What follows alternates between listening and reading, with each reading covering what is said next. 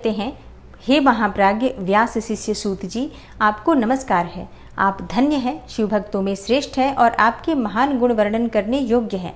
अब आप कल्याणमय शिव पुराण के श्रवण की विधि बतलाइए, जिससे सभी श्रोताओं को संपूर्ण उत्तम फल की प्राप्ति हो सके।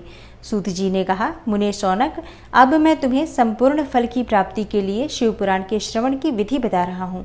पहले किसी ज्योतिषी को बुलाकर दान मान से संतुष्ट करके अपने सहयोगी लोगों के साथ बैठकर बिना किसी विघ्न बाधा के कथा की समाप्ति होने के उद्देश्य से शुद्ध मुहूर्त का अनुसंधान कराएं और प्रयत्न पूर्वक देश देश में स्थान स्थान पर यह संदेश भेजें कि हमारे यहाँ शिव पुराण की कथा होने वाली है।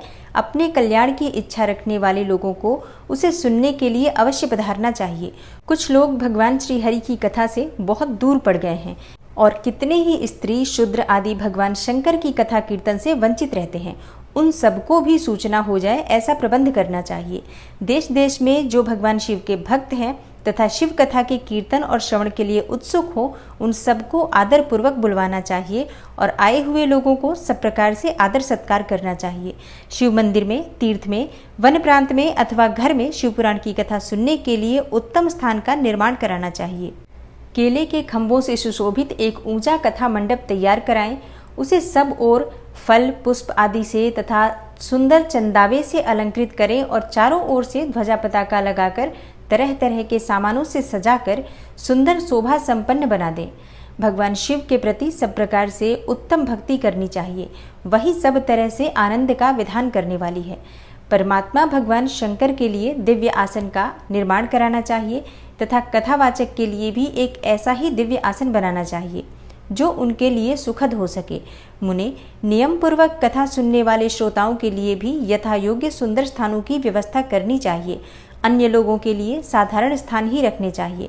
जिसके मुख से निकली हुई वाणी देहधारियों के लिए कामधेनु के समान अभिष्ट फल देने वाली होती है, उस पुराण वेत्ता विद्वान वक्ता के प्रति तुच्छ बुद्धि कभी नहीं करनी चाहिए। संसार में जन्म तथा गुणों के कारण बहुत से गुरु होते हैं, परंतु उन सब में पुराणों का ज्ञाता विद्वान ही परम गुरु माना जाता है। पुराण वेत्ता पवित्र, दक्ष, ईर्ष्या पर विजय पाने वाला, साधु और दयालु होना चाहिए। ऐसा प्रवचन कुशल विद्वान इस पुण्यमयी कथा को कहे।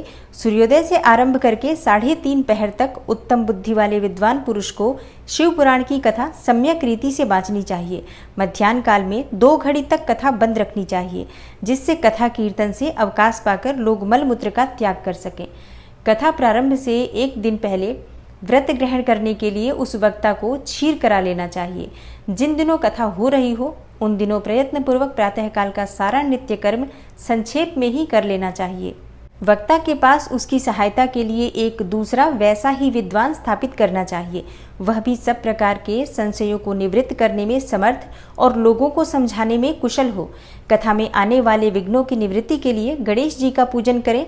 उसके बाद कथा के स्वामी भगवान शिव की तथा विशेषतः शिव पुराण की पुस्तक की भक्तिभाव से पूजा करें। तत्पश्चात उत्तम बुद्धि वाला श्रोता तन मन से शुद्ध एवं प्रसन्न चित्त हो आदर पूर्वक शिव पुराण की कथा सुने।